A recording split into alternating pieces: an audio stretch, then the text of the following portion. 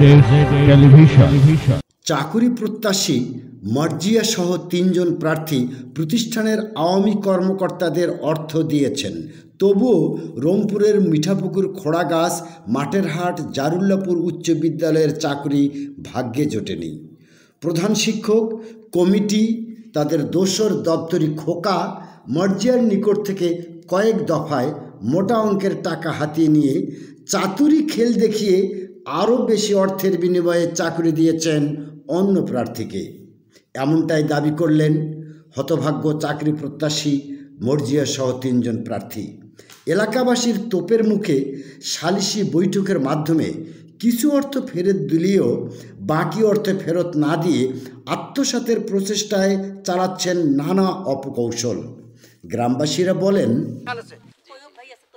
কাউকে চাকরি দেয় নাই না, কাউকে চাকরি দেয় নাই। একজন তৈয়ব টাকা নিছে, কে টাকা নিছে? হ্যাঁ, টাকা নিছে খোকা আর হেডমাস্টার। আর কাজ নেবে মোহাম্মদ আতিউর রহমান। আমি জানি এতটুকু যে জুনিয়র হাই স্কুলের লোক নেওয়া হবে আয়া পদে।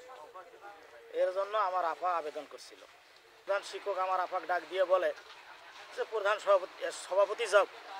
আমি তো প্রধান শিক্ষক। ওরা 2 জন টাকা নিছে, আদান প্রদান হয়ে গেছে, কিন্তু চাকরি নিয়োগ দেয় নাই। এর পরিপ্রেক্ষিতে আমি আপারে জিজ্ঞেস করলাম, বললো যে 7 লাখ কি 7.5 লাখ টাকা নিছে। আমি মোসাম্মদ আদরি বেগম। আমি দেশে বিদেশে বিভিন্ন জায়গায় কাজ করি। আপনারা জানেন না ওনার বিষয়ে? আমরা জানি। দয়া করে আপনারা এটা উদ্ধার করে দেন। উদ্ধার হয় ওরা চাকরি দেয়, না হলে টাকা দেয়। আমার নাম মর্জিয়া খাতুন।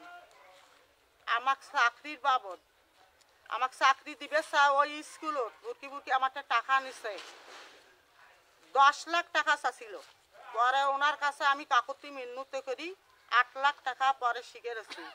জেলা প্রশাসকের সরেজমিনে তদন্ত সাপেক্ষে প্রকৃত ঘটনা উন্মোচনে আইনের ন্যায্য বিচার চেয়েছেন ভুক্তভোগীরা ও স্থানীয় জনতা। S A Prince, news desk, Z television.